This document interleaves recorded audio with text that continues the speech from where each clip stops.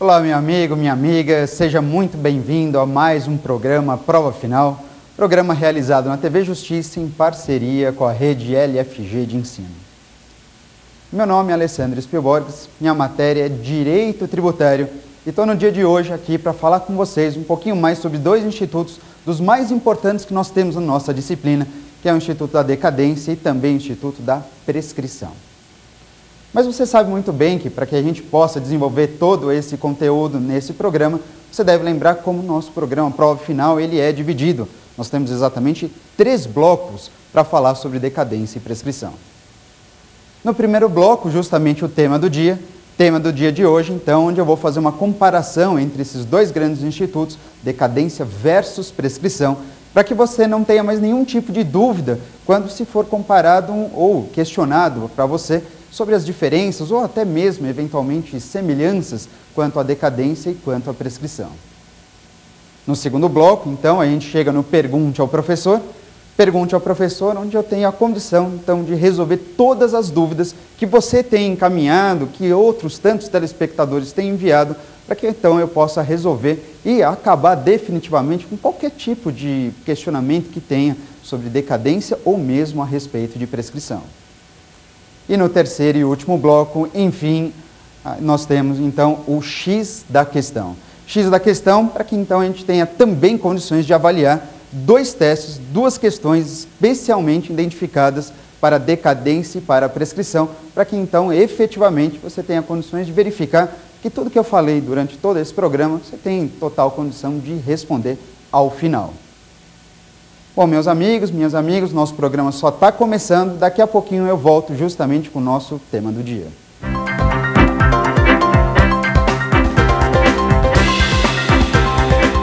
Decadência versus prescrição, esse é o nosso tema do dia. No tema do dia de hoje, então, eu separei 2 institutos dos mais consagrados que nós temos no direito tributário, decadência e prescrição, para fazer um confronto entre esses 2 institutos, para que você então tenha condições de verificar quais são as principais dúvidas que existem justamente quanto à decadência e quanto ao Instituto da Prescrição. Para falar desses institutos, a gente deve lembrar inicialmente que são formas de extinção do crédito tributário que, embora as modalidades de extinção do crédito tributário tenho que reconhecer aqui, são em número de 11, as 2 mais exigidas em tudo quanto é prova, em concurso, especialmente, inclusive, em exame de ordem, o que mais cai é justamente decadência e prescrição. Quando você pensa nesses 2 institutos, decadência e prescrição, insta a lembrar aqui nesse primeiro momento algumas informações que são semelhantes aos 2 e que você, sem dúvida nenhuma, não pode esquecer, mas de jeito nenhum. Mas quais seriam essas informações que a gente deve gravar desde já? Bom, primeiro e antes de mais nada, quando a gente pensa em decadência e prescrição, a gente deve lembrar que, segundo a Constituição Federal, existem alguns temas do direito tributário que são necessariamente reservados à legislação complementar. A Constituição tem um dispositivo bastante interessante, que é o artigo 146, que é um dos dispositivos que merece mais atenção toda vez que você pensa no direito tributário. Por quê? Porque esse artigo 146, ele reserva aqueles temas que na nossa matéria só poderão ser veiculados por lei complementar. Quanto a esses temas veiculados por lei complementar, de acordo com o artigo 146, cabe esse tipo de legislação, por exemplo, regular as normas gerais de direito tributário. É isso mesmo, normas gerais de direito tributário, segundo a Constituição Federal, lá no artigo 146. Para ser mais preciso, no inciso 3º, são então matérias ou são temas que só poderão ser determinados, veiculados e regulados por lei complementar. É claro que pensando nisso, logo você vem e pergunta, professor, mas o que vem a ser exatamente normas gerais de direito tributário? Porque essa expressão, quando a gente faz uma primeira leitura, você pode notar que é uma expressão muito ampla, normas gerais de direito tributário. Pode ser qualquer coisa. O que é identificado como norma geral de direito tributário? Quando a Constituição Federal ela comenta a respeito desse assunto, ela percebe que, de uma certa forma, ela pisou na bola. Porque só de falar normas gerais de direito tributário não é o suficiente, não é o bastante para você saber exatamente quais são os temas que dependem de lei complementar.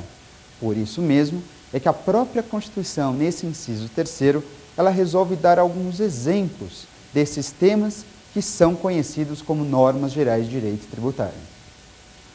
Entre esses temas determinados como normas gerais, a Constituição começa informando o seguinte, que fato gerador, obrigação tributária, lançamento, crédito tributário, esses temas, por exemplo, são normas gerais de direito tributário e, portanto, só poderiam ser regulados por lei complementar.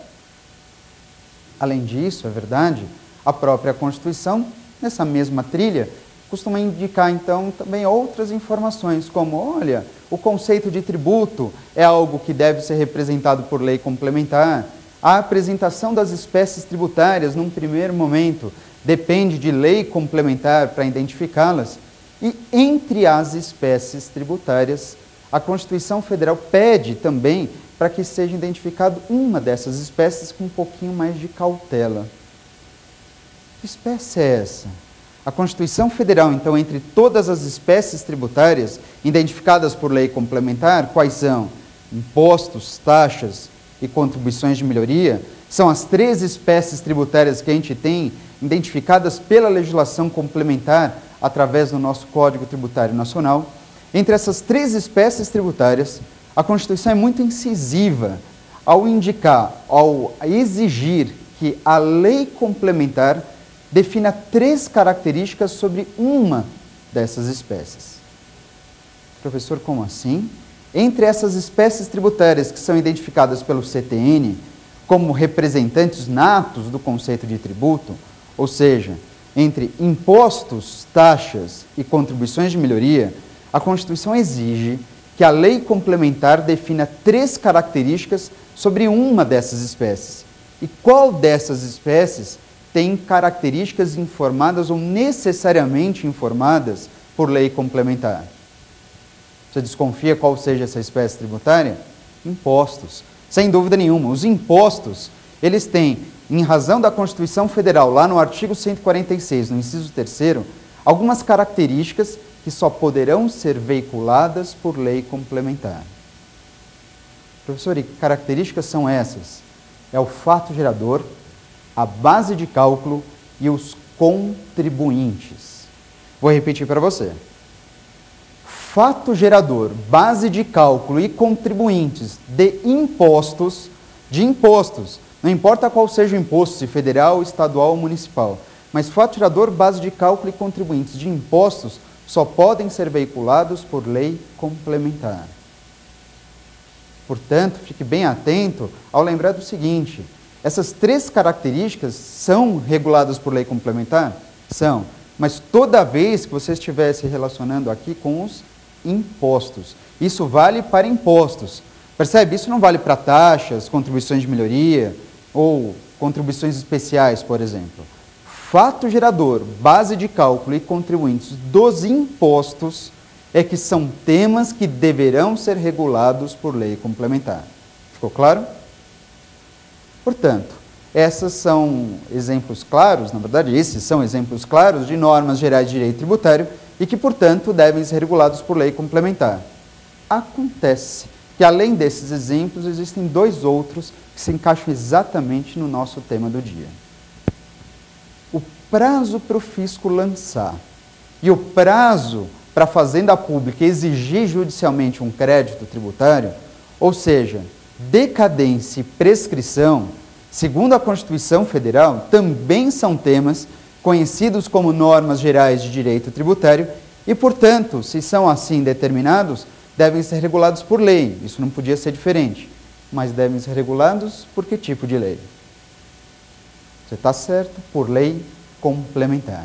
Então, a primeira anotação que você não pode esquecer mais de jeito nenhum é que decadência e prescrição são normas gerais de direito tributário e, portanto, só poderão ser veiculadas por lei complementar.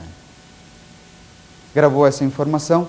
Toda vez que a gente for falar sobre decadência e prescrição, você sabe então que o que vale para esses 2 institutos deve ser reservado à legislação complementar e, invariavelmente, quem faz as vezes dessa lei complementar é justamente o nosso Código Tributário Nacional. Ficou claro? Tudo bem? Vamos seguir? Portanto, Além disso, são informações, então, semelhantes tanto ao Instituto da Decadência como da Prescrição.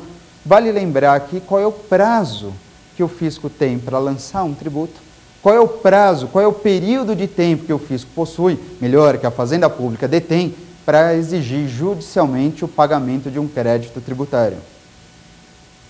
Nós sabemos que existe um prazo para lançar e outro prazo para executar. Um é chamado de decadência, outro é chamado de prescrição.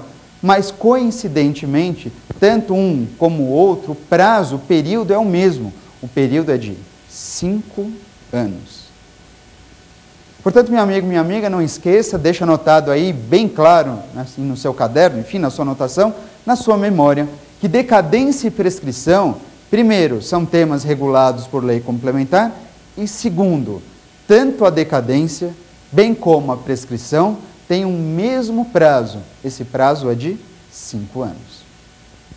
Tranquilo? Essas são considerações iniciais que valem tanto para a decadência como para a prescrição e que, portanto, você não pode esquecer, mas de jeito nenhum. Mas além dessas semelhanças, a gente precisa, talvez, aqui, ou melhor, especialmente identificar quais são essas diferenças, quais são as discrepâncias que existem entre a decadência e a prescrição. E melhor ainda, por cima, é preciso então a gente identificar quais são as principais dicas que nós temos para saber se naquele momento você está sendo questionado a respeito da decadência ou se eventualmente você está sendo perguntado sobre prescrição. É sobre isso que eu vou falar a partir de agora. Quando se faz então esse confronto entre decadência e prescrição, é preciso necessariamente lembrar a respeito do procedimento de cobrança tributária. Bom, para começar, e antes de mais nada, o procedimento de cobrança tributária ele é regulado pelo Código Tributário Nacional. Bem, está lá no livro 2 do CTN, que começa a ser disciplinado, desenvolvido, a partir do artigo 96 e vai até o artigo 218 do nosso Código Tributário Nacional. Portanto, o procedimento de cobrança, você, de certa forma, deixa um pouquinho de lado o texto da Constituição, não que se abandone os ditames constitucionais, não isso, mas em paralelo à Constituição, você deve ficar especialmente atento ao texto do Código Tributário Nacional, pois é ele que vai falar um pouquinho mais sobre o procedimento de cobrança tributária, sobre prazos, sobre etapas, sobre todo o caminho que deve ser traçado, que deve ser perseguido pela Fazenda Pública para conseguir, então, a extinção de um crédito tributário. Ficou claro? Portanto, você deve lembrar que todo tributo nasce ali com a prática do faturador. Lembrou disso? Todo tributo nasce com o faturador, algo que é previsto em lei, e se você pratica o faturador, você sabe que acontece por consequência. O que acontece por consequência? A partir do momento que você pratica o faturador, surge ao contribuinte a chamada obrigação tributária. Portanto, a obrigação tributária é algo que decorre da prática do faturador. E você vai me dizer, mas professor, como é que eu sei que eu sou obrigado a pagar um tributo? Por que, melhor dizendo, eu sou obrigado a pagar um tributo? Ora, isso fica bem claro. Você é obrigado a pagar um tributo porque aquele fato gerador que você praticou, aquela atitude que você teve, ela está prevista em lei. E você sabe muito bem que tudo aquilo que está previsto em lei pode fazer com que você seja obrigado a fazer ou deixar de fazer alguma coisa. Você lembra muito bem daquela disposição constitucional lá do artigo 5º, que diz, num primeiro momento, de forma diferente, dizendo assim, que, na realidade, ninguém pode ser obrigado a fazer ou deixar de fazer alguma coisa, salvo em virtude de lei. Portanto, o fato gerador, ele gera realmente, desculpa o trocadilho, mas ele, por consequência, traz uma obrigação tributária, tendo em vista que essa prática é regulada por lei.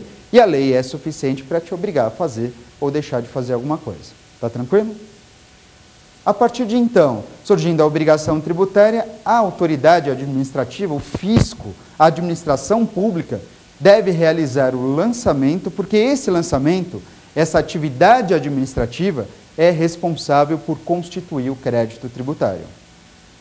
E aí, então, surge a primeira pergunta fundamental. Professor, qual é o prazo que o fisco tem, que a autoridade administrativa possui para constituir o crédito tributário? quanto tempo o fisco tem para realizar esse lançamento? Ou ele pode realizar esse lançamento quando bem entender? Não é assim.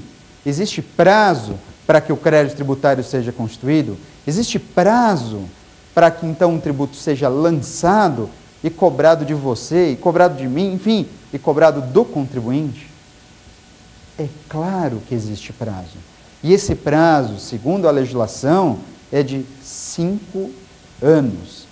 Portanto, você não deve esquecer que o fisco tem um prazo para lançar e esse prazo é de 5 anos.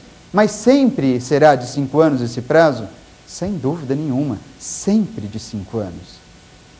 Portanto, deixa aí anotado também, o prazo que o fisco possui para lançar é de 5 anos. E quando eu falo em prazo para lançar, quando eu falo em prazo para constituir o crédito tributário, eu estou me referindo a qual dos institutos? Da prescrição ou da decadência? Decadência, sem dúvida, você está absolutamente certo nesse sentido.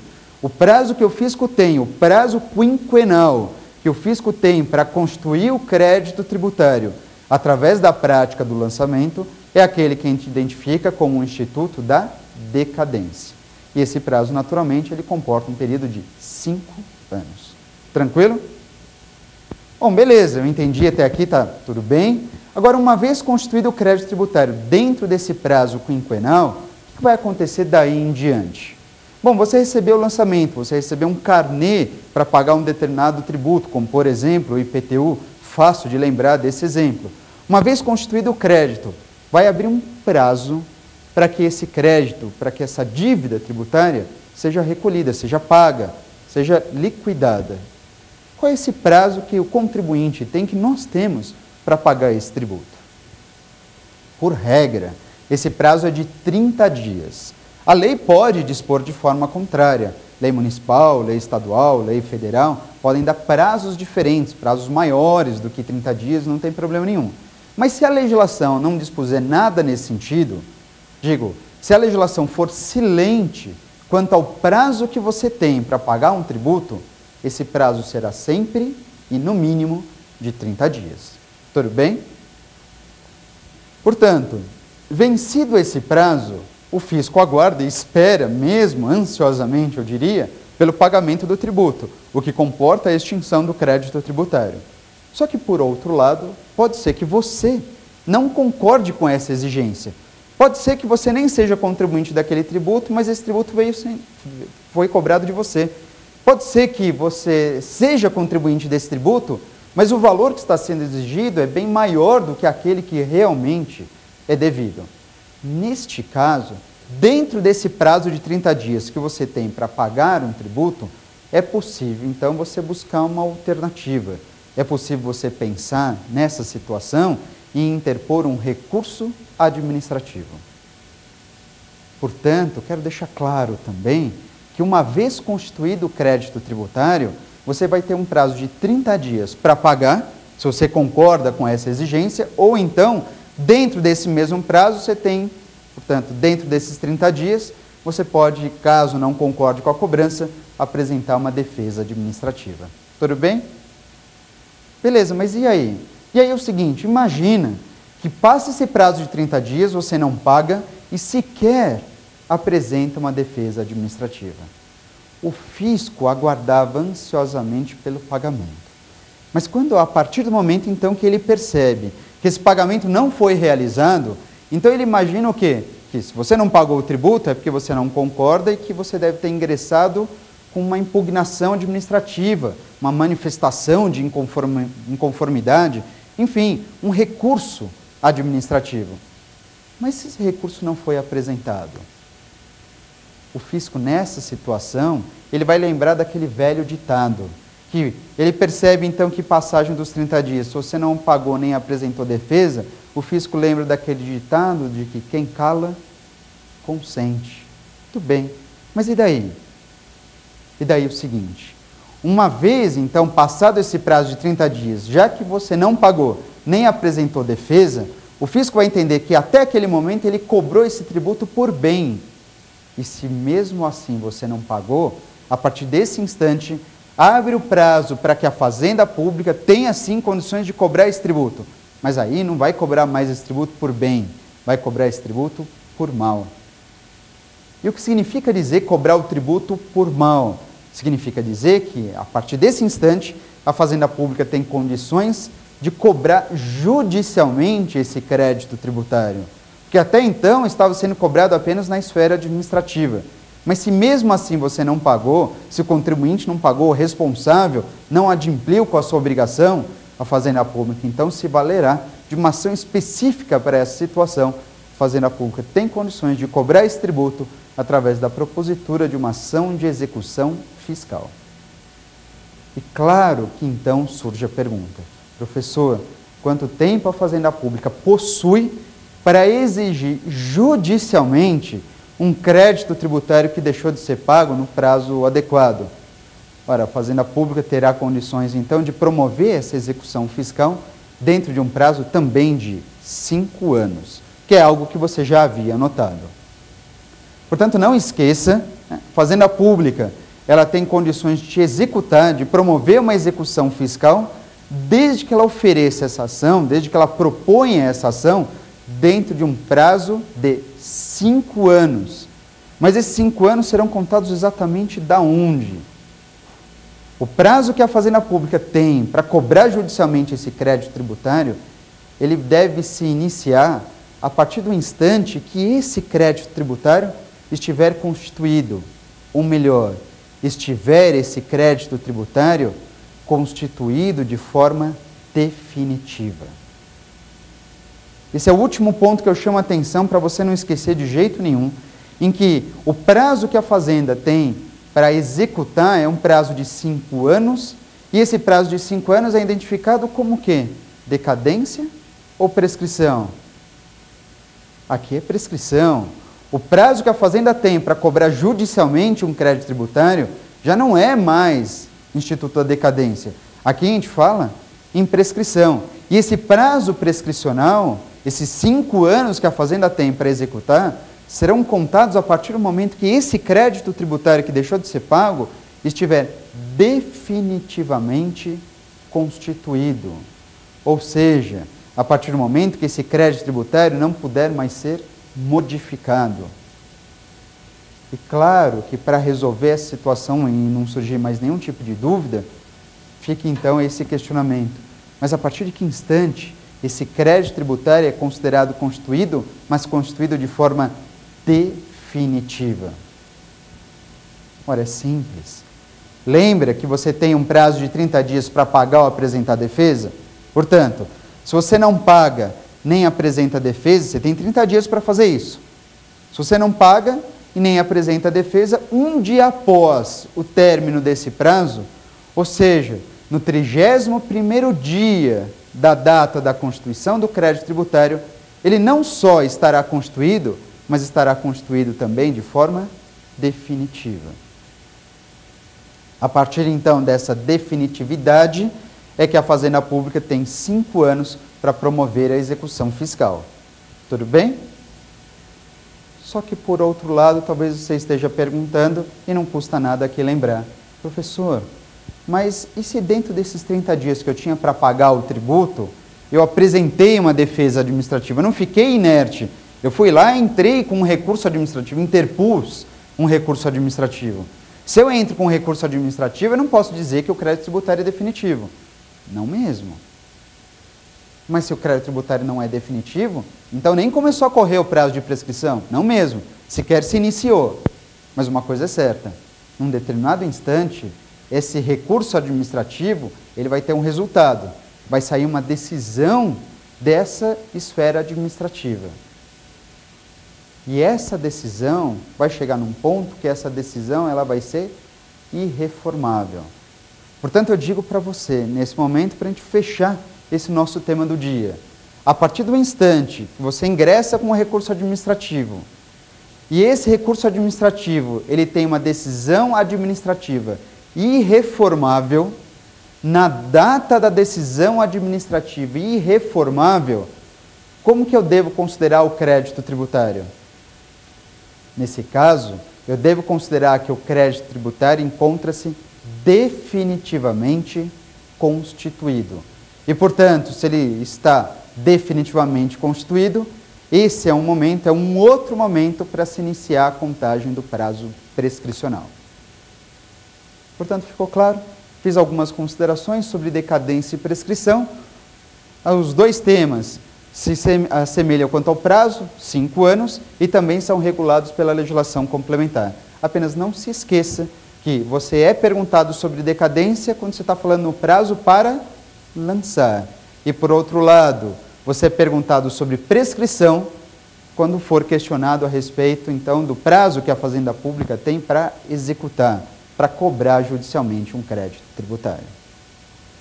Portanto, meus amigos, eu agradeço, então, esse primeiro acompanhamento quanto ao nosso tema do dia, mas calma, eu não estou me despedindo, não saia daí, eu volto no próximo bloco justamente com Pergunte ao Professor, para a gente sanar as principais dúvidas que existem sobre decadência e prescrição. Daqui a pouquinho eu estou de volta.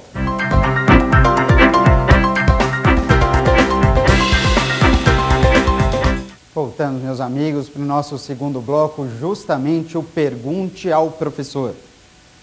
E você sabe muito bem como você deve participar desse Pergunte ao Professor. É só encaminhar um e-mail com as suas dúvidas. O e-mail é provafinal@aesapar.com.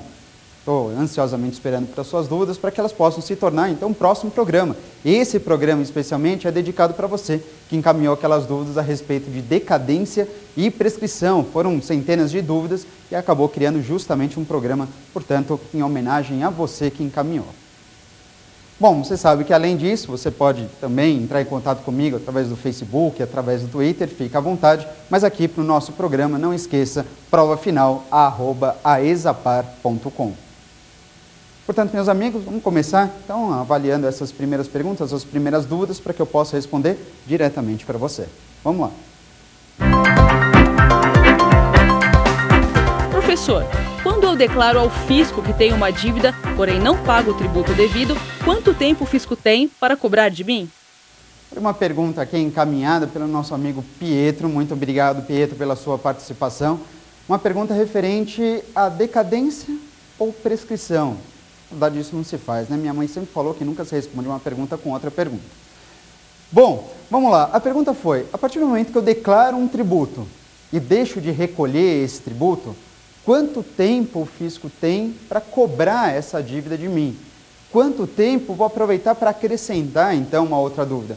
Quanto tempo, e se neste caso, a gente é obrigado a discorrer a respeito de decadência ou a respeito de prescrição? A pergunta é muito boa mesmo, quanto a esse prazo, e aí vocês vão lembrar dessas primeiras considerações que eu fiz a respeito das diferenças e semelhanças quanto a decadência e prescrição, e você lembra do seguinte, que a partir do momento que um contribuinte declara esse tributo, pelo entendimento atual dos nossos tribunais, especialmente neste caso por parte do Superior Tribunal de Justiça, tributo declarado, meus amigos, é tributo lançado. É isso mesmo. Se você pratica um faturador, surgiu a você a obrigação tributária, muitos dos tributos hoje em dia cobrados estão sujeitos a um tipo de lançamento chamado de lançamento por homologação, também conhecido como autolançamento. E esse tipo de lançamento ele é especialmente caracterizado pela razão de que o contribuinte é ele que precisa prestar as informações para o fisco, é o próprio contribuinte que calcula o valor desse tributo e aproveita e deve necessariamente antecipar o pagamento. Portanto, o lançamento por homologação, você percebe que você não tem efetivamente, em primeiro instante, a participação do fisco, mas a participação do contribuinte, onde eu mesmo, declaro as informações para o fisco, calculo o valor do tributo que eu tenho que pagar e aproveito e pago. Eu antecipo esse pagamento, como se eu fizesse um autolançamento. Esse é o entendimento da nossa jurisprudência. Tributo declarado é tributo lançado. E logo, em razão disso, eu pergunto, se tributo declarado é tributo lançado, depois que você já falou de lançamento, se você já falou do lançamento, você está preocupado em questionar um pouquinho sobre decadência? Não. Depois que o tributo é declarado, já não se discute mais a decadência. Não mesmo. Porque se você já lançou, lançamento é exatamente o prazo, ou o prazo para lançar é o que seria ou é realmente, efetivamente, o que a gente tem por decadência. Mas se já houve o lançamento, então já não se discute mais decadência. O que você pode discutir a partir desse instante é prescrição. Então aí surge a necessidade de conhecer as outras informações que eu também aqui desenvolvi sobre prescrição, e você sabe que prescrição, além de ser regulado por lei complementar, isso está muito claro, também tem um prazo de 5 anos. Então, Pietro, meu amigo, se por acaso o tributo foi declarado, mas ele não foi pago, aqui você já não fala mais em decadência, você deve discorrer a respeito de prescrição. O prazo, curiosamente, é o mesmo, 5 anos. Mas serão 5 anos contados a partir de onde? Serão 5 anos contados a partir do instante que aquele crédito tributário que você mesmo declarou for considerado constituído de forma definitiva. E quando que isso acontece? Ora, você, todos nós, lembramos então que neste caso será considerado constituído de forma definitiva quando passar o prazo de pagamento. O prazo geralmente é de 30 dias, lembra? Então, passou os 30 dias, um dia após esse prazo, o crédito tributário não só é considerado constituído, mas considerado definitivamente constituído. E, portanto, a partir dessa data, do 31º dia desse lançamento, dessa declaração, é que o fisco tem, a partir desse instante, 5 anos para promover uma execução fiscal, caso seja necessário, caso eventualmente ou efetivamente o contribuinte deixe de pagar esse tributo. Ficou claro? Tudo bem? De verdade? Então tá bom, vamos fazer o seguinte, vamos partir para mais uma pergunta, mais uma dessas interessantes dúvidas sobre decadência e prescrição. Acompanha comigo. A concessão de medida liminar pode impedir o fisco de lançar um tributo? Olha só essa pergunta bem interessante sobre a concessão de medida liminar. Essa eu vou responder para você, Juliana. Bem, a concessão de medida liminar, ela é suficiente, então, neste caso, para interromper, para paralisar o prazo que o fisco tem para constituir o crédito tributário? Ou não? E quais seriam, então, essas circunstâncias, os efeitos decorrentes da concessão de uma medida liminar, por exemplo, muito bem identificado neste caso? Bom, a questão é bem interessante, porque diz respeito não só às formas de suspensão da exigibilidade do crédito tributário, mas envolve suspensão da exigibilidade do crédito tributário, envolve processo também. Afinal de contas, neste caso, a gente está discorrendo a respeito das chamadas tutelas de urgência, que podem ser observadas aqui através, por exemplo, de um mandado de segurança, ou melhor, através de uma liminar em sede de mandado de segurança, uma liminar em cautelar, ou por que não dizer e trazer também à baila, neste caso, as chamadas tutelas antecipadas.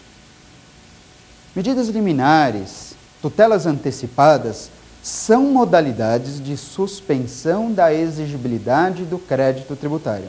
São, sim, formas de suspensão da exigibilidade do crédito tributário, e uma vez que essas formas de suspensão acontecem, ou melhor, uma vez que uma tutela ou uma liminar são concedidas, uma vez elas concedidas, o fisco estará impedido, por exemplo, de autuar o contribuinte. Isso é muito interessante e extremamente relevante no dia a dia, especialmente quando você é obrigado, então, a discutir judicialmente uma cobrança tributária. Uma liminar, uma tutela antecipada, quando concedidas, não quando pedidas, simplesmente pedidas, mas quando concedidas pelo juiz, uma vez, então, ele acreditar estarem presentes os requisitos para a sua concessão, elas, por efeito, suspendem a exigibilidade do crédito tributário.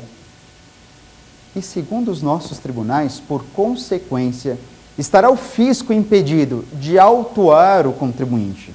Estará o fisco impedido de, eventualmente, inscrever esse crédito tributário em dívida ativa, como também estará o fisco impedido de, posteriormente, promover uma execução fiscal.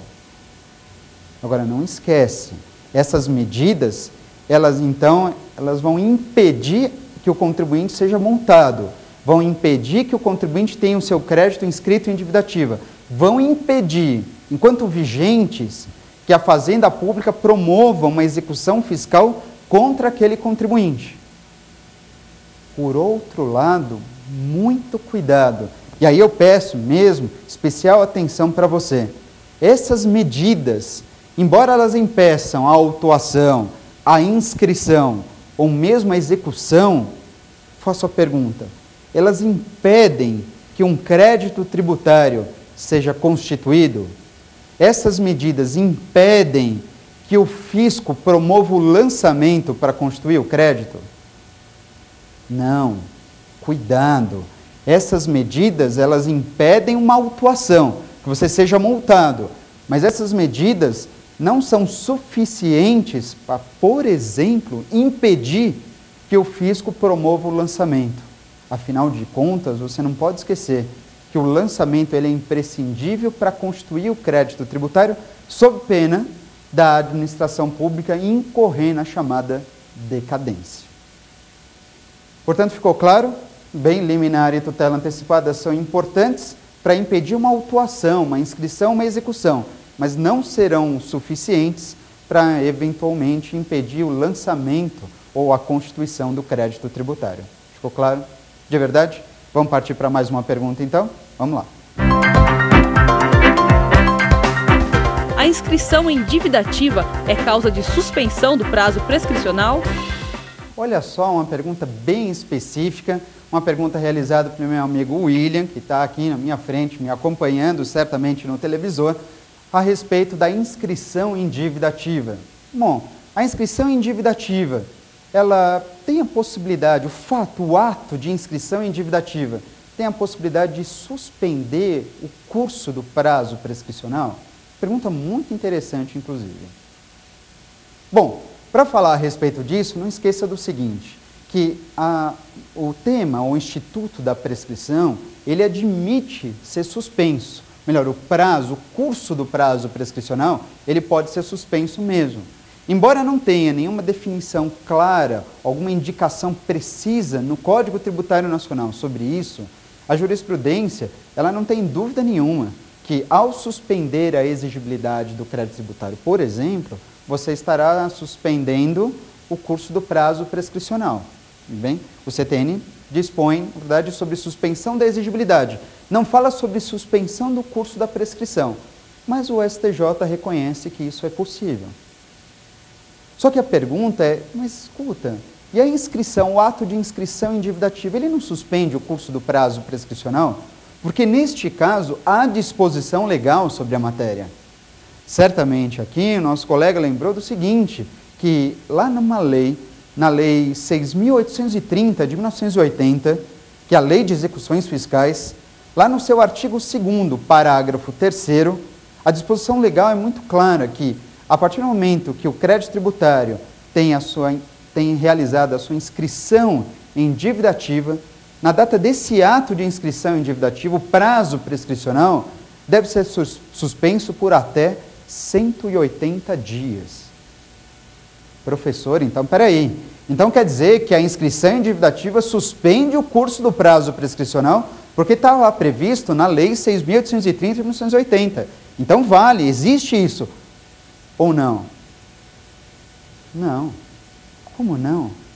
Olha, eu falei aqui que neste caso existe previsão na Lei 6.830 de 1980, que é, portanto, como você pode observar, uma lei ordinária. É uma lei ordinária federal.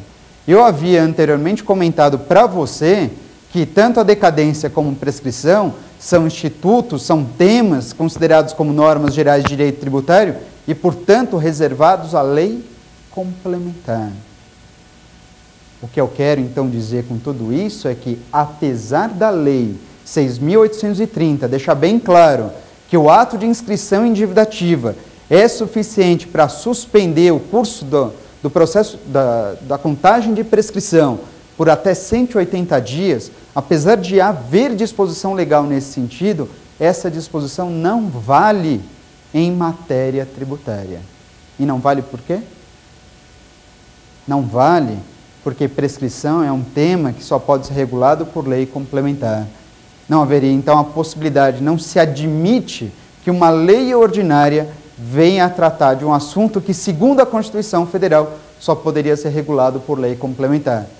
E a lei complementar que dispõe sobre a matéria, o Código Tributário Nacional, em nenhum momento descreve a respeito da suspensão da prescrição em razão da inscrição em dívida ativa. Ficou claro? De verdade? Vamos para mais uma pergunta então? Vamos lá. Existe alguma hipótese de interrupção da decadência? Olha só uma pergunta agora realizada, meu querido telespectador, o Rafael. Rafael, existe então, ele pergunta, alguma forma de interrupção da decadência? Da decadência, não da prescrição, para ficar bem claro. Existe alguma forma de interrupção da decadência? É essa pergunta realizada.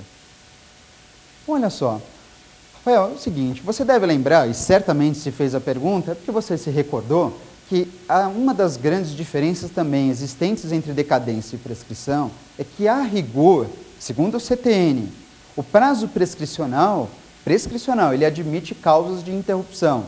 O prazo, então, pode ser interrompido e, quando interrompe, zera esse prazo, devolvendo-se na sua íntegra. Prescrição admite interrupção. Mas e decadência, que foi a pergunta realizada? O prazo decadencial, existe alguma possibilidade da decadência desse prazo, do prazo que o fisco tem para lançar, para constituir o crédito tributário, esse prazo poderia ser eventualmente interrompido? O CTN não fala nada nesse sentido, absolutamente nada.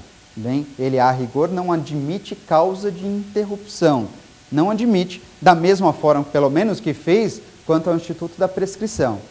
Contudo mesmo, existe uma disposição no Código Tributário Nacional que, segundo o STJ, embora essa não seja a regra, ou seja, embora a decadência, a rigor, não admita causa de interrupção, ainda que isso não aconteça, existe um dispositivo do CTN que, no final das contas, acaba, sem dúvida nenhuma, indicando uma modalidade de interrupção, ainda que a gente esteja diante do Instituto da Decadência. Professor, mas então que modalidade seria essa? É uma situação peculiar, registrada lá no artigo 173, inciso 2 do CTN. Anotou? Vou repetir para você.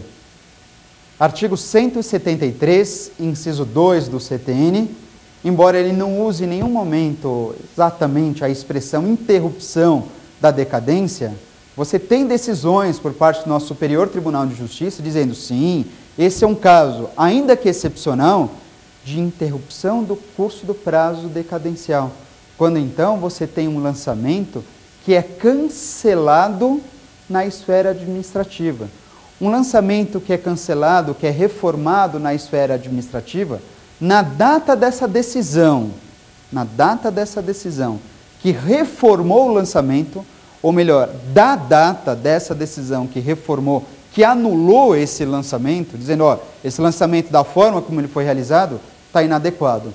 Da data dessa decisão, o fisco então terá um prazo de 5 anos para promover novo lançamento. Ora, se da data dessa decisão que anulou o lançamento, o fisco tem 5 anos para promover um lançamento adequado, colocar no lugar desse lançamento que até então estava viciado, isso sem dúvida nenhuma exemplifica uma modalidade de interrupção. Existe muito questionamento em sede doutrinário, mas há precedentes interessantes por parte do STJ dizendo que sim, se um lançamento ele é cancelado, um lançamento cancelado nessa decisão administrativa, por exemplo, da data dessa decisão administrativa, o fisco então terá mais 5 anos, portanto entregando integralmente o prazo para promover um novo lançamento, para que esse crédito tributário seja constituído de forma adequada. Ficou claro? Vamos partir para mais uma pergunta, portanto. Vamos lá? Acompanha para mais uma questão. Por que os prazos de decadência e prescrição não podem ser alterados por lei ordinária? Olha só uma pergunta aqui realizada para a gente fechar esse nosso, justamente, Pergunte ao Professor. Uma pergunta feita pela Tatiana. Uma pergunta interessante sobre decadência e prescrição, enfim, envolvendo esses temas. Então, assim, escuta, por que decadência e prescrição? Por que esses temas não podem ser regulados ou eventualmente alterados, modificados por legislação ordinária? Ora, de certa forma, eu já havia antecipado isso, mas é um dos principais pontos a respeito de decadência e prescrição. Lei ordinária, há pouco aqui eu já comentei, quanto à inscrição individuativa, eu comentei sobre a Lei 6.830 de 1980, dizendo que é uma lei ordinária e que não poderia alterar a prescrição, não admitiria falar nada sobre prescrição. Agora a pergunta é muito mais contundente. A legislação ordinária, ela não pode ser utilizada nem para decadência, nem para prescrição, ou pode ser usada para uma das duas? Lei ordinária não é uma legislação adequada nem para o Instituto da Decadência, nem para o Instituto da Prescrição em matéria tributária.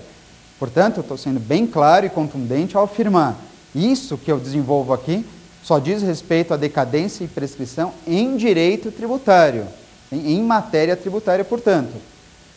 Segundo a Constituição Federal, vocês vão lembrar, segundo a Constituição, lá no artigo 146, existem alguns temas do direito tributário que são reservados à lei complementar. E entre esses temas reservados à lei complementar, a gente tem justamente o Instituto da Decadência e o Instituto da Prescrição. Tanto a decadência como a prescrição são temas identificados como normas gerais de direito tributário e que, portanto, só podem só podem ser veiculados por lei complementar. Você tem isso, ou todo esse raciocínio, essa lembrança muito bem utilizada pelo próprio Supremo Tribunal Federal, quando do enunciado da súmula vinculante número 8, ao considerar inconstitucional alguns dispositivos em legislação ordinária que tentaram alterar os prazos de decadência e prescrição no direito tributário. Portanto, quero deixar bem claro que decadência e prescrição em matéria tributária, discorrendo sobre matéria tributária, são institutos que só podem ser regulados por lei complementar. Quem faz as vezes dessa lei complementar é justamente o nosso Código Tributário Nacional. Ele, então, responsável nos artigos 173 e 174 para falar a respeito sobre decadência e sobre prescrição também. Portanto, meus amigos, essas foram as nossas dúvidas aqui no Pergunte ao Professor. Mais um pouquinho eu estou de volta para o nosso terceiro e último bloco, justamente o X da questão, para você verificar que você agora sabe tudo sobre decadência e prescrição e tem condições claras e absolutas de responder 2 testes interessantes realizados sobre esses institutos. Daqui a pouco eu estou de volta.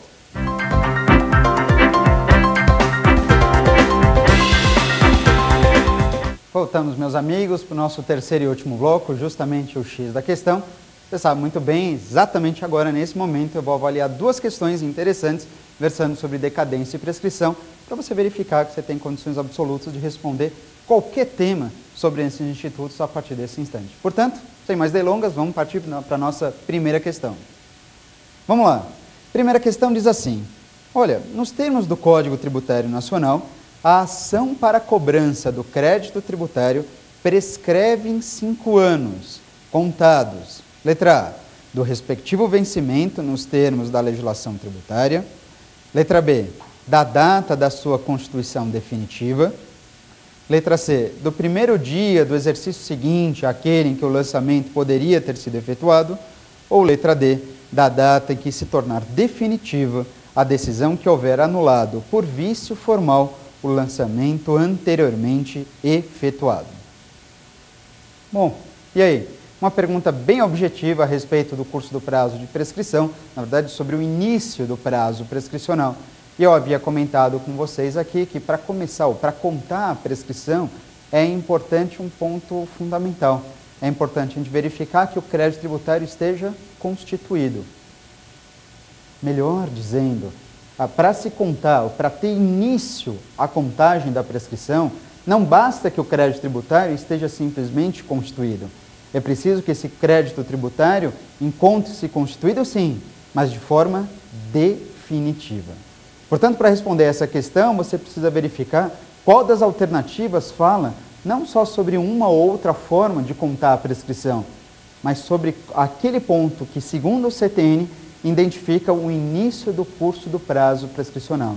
E o início do curso do prazo prescricional se dá não no 30º dia, ou 31º dia da data do lançamento simplesmente, não só na data da decisão administrativa irreformável, Mas isso se dá porque em qualquer uma dessas duas alternativas, o crédito tributário está definitivamente constituído.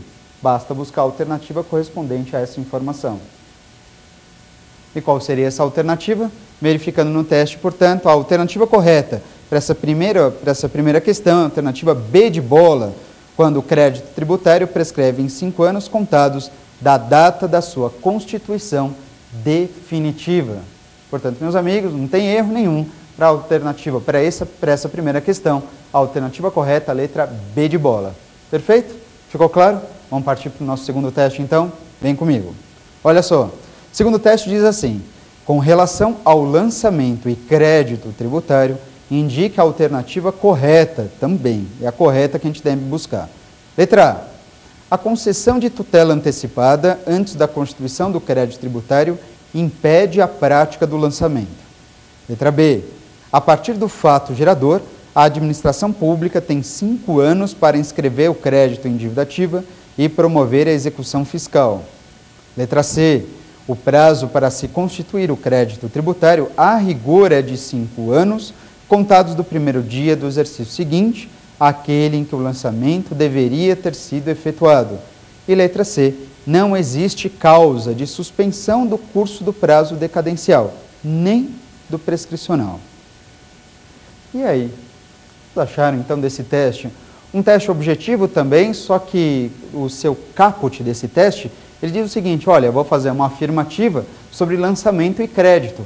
Portanto, no final das contas, é aquele tipo de teste que acaba trazendo 4 perguntas referentes a lançamento e crédito e, naturalmente, vai envolver decadência e prescrição. Então, vamos fazer o seguinte, aqui rapidamente, um jogo rápido, onde eu verifico cada uma das alternativas para saber, então, se está certo ou se está errado. Tudo bem? Vão acompanhar comigo novamente? Alternativa A. Alternativa A diz assim: a concessão de tutela antecipada antes da constituição do crédito tributário impede a prática do lançamento. Pergunto para você, está certo? Não, claro que não. Eu comentei aqui que liminar, tutela antecipada, suspendem o curso do prazo de prescrição e impedem que o contribuinte seja autuado. Impedem que o contribuinte seja multado, mas impede o lançamento? Não. Então, a primeira afirmativa está errada. O lançamento pode acontecer, não pode o contribuinte ser autuado. Alternativa A, já era. Vamos ver a B de bola. B de bola diz assim: a partir do fato gerador, a administração pública tem 5 anos para inscrever o crédito em dívida ativa e promover a execução fiscal. Meus amigos, olha só, a Fazenda Pública tem 5 anos para inscrever e promover a execução fiscal. De fato, isso é prescrição. Mas o prazo prescricional é contado da onde? É contado do fato gerador ou a partir da data que o crédito tributário estiver constituído de forma definitiva? A partir da data que o crédito tributário estiver constituído de forma definitiva. Portanto, está certo, então, que está claro que essa alternativa B também, ela misturou os institutos da decadência e da prescrição, de forma que isso não está correto. A letra B afasta também, pode afastar. Vamos para a letra C? Letra C. Diz assim: o prazo para se constituir o crédito tributário, a rigor, é de 5 anos, contados do primeiro dia do exercício seguinte, aquele em que o lançamento deveria ter sido efetuado. Olha só. Bom, o prazo para constituir o crédito é de 5 anos, através do lançamento, essa é a regra, sem dúvida nenhuma. Bom, mas quando se conta o prazo decadencial? O prazo decadencial tem uma regra estampada no CTN, no artigo 173, inciso 1, e diz exatamente o que está informado nessa alternativa C, que o prazo de decadência ele tem 5 anos contados do primeiro dia do exercício seguinte àquele que o lançamento deveria ter sido efetuado. Portanto, digo aqui para você que a alternativa correta é exatamente essa, a alternativa C, com base no fundamento do artigo 173, inciso 1 do CTN. E só para não deixar nenhum tipo de margem à dúvida, conferir a alternativa D. A D diz assim: não existe causa de suspensão do prazo, do curso do prazo decadencial, nem do curso do prazo prescricional. É verdade isso? Não, também não é verdade. Tudo bem que a decadência não pode ser suspensa, mas o curso prescricional pode ser suspenso sim, já admitiu reiteradas vezes o nosso Superior Tribunal de Justiça. Portanto, esse teste aqui, a alternativa correta mesmo ficou letra C. Bom, meus amigos, mais uma vez, foi uma satisfação enorme participar com vocês de mais esse programa Prova Final, neste caso falando sobre decadência e prescrição. Portanto, a todos vocês, um grande abraço, um grande beijo, a gente se vê, até mais, tchau, tchau.